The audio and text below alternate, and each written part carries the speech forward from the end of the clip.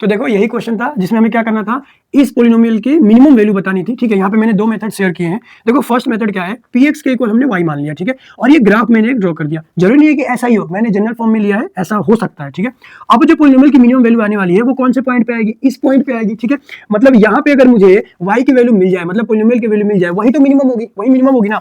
अब यहाँ पे ध्यान से देखो, ये वो पॉइंट है जहां पे x की केवल एक वैल्यू पॉसिबल है। आप किसी भी पॉइंट पे देखोगे ना तो x की दो वैल्यूज आएंगी, but this is the only point जहां पे x की केवल एक वैल्यू पॉसिबल है। ठीक है, तो क्यों ना मैं इसको लेके कुछ इक्वेशन बना लूं। तो देखो मैंने क्या कह दिया कि px का इक्वल y होता है। ठीक है, तो y मान लिया। अब y को मैंने इधर कर दिया, तो देखो 3x² - 5x + 2 - y = 0। अब इस इक्वेशन को जब आप सॉल्व करोगे ना, इस इक्वेशन को जब आप सॉल्व करोगे तो x की ओनली वन वैल्यू आएगी। ठीक है, लेकिन ये क्वाड्रेटिक भी है, तो हम क्या करेंगे, b² - 4ac करेंगे। और जैसे b² - 4ac करेंगे तो देखो अपना आंसर क्या आ जाएगा, -1/12 आ जाएगा y की वैल्यू। ठीक है, ये तो एक मेथड हो सकता है।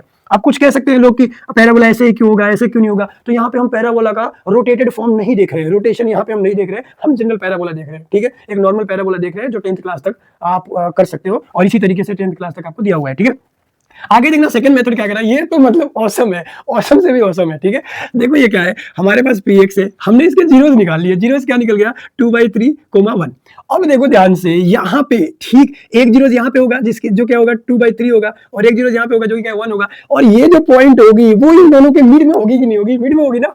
अब देखो यहाँ पे मैंने क्या किया, यहाँ पे मैंने क्या किया, इन दोनों को ऐड किया और उसे 2 से डिवाइड कर दिया, तो x = 5/6। अब x = 5/6 अगर इस पैराबोला को कट करेगी, वहीं पे क्या होगा, मिनिमम वैल्यू होगा। ठीक है, तो मैंने x की जो वैल्यू है 5/6, जो मिड पॉइंट हमने निकाला है, वो बस क्या करो, पोलिनोमियल में रख दो। जैसे आप पोलिनोमियल में रखोगे तो p 5/6 की वैल्यू क्या आ जाएगी, -1/12 आ जाएगी। देखो मैं बता रहा हूँ, इतने सारे बैचों में पढ़ने से अच्छा है कि आप एनसीईआरटी पढ़ो। इतना एनसीईआरटी में नॉलेज रखा है ना, लिटरली बता रहा हूँ, बहुत शानदार नॉलेज है। विश्वास तो करो खुद पे विश्वास ही नहीं करते, बुक्स ही नहीं पढ़ते, आप इधर उधर भागते रहते हो। खुद पे विश्वास करो, बुक्स पे विश्वास करो, दुनिया तो आपको अपने फायदे के लिए यूज करेगी ही। ठीक है, सो थैंक्स फॉर वॉचिंग।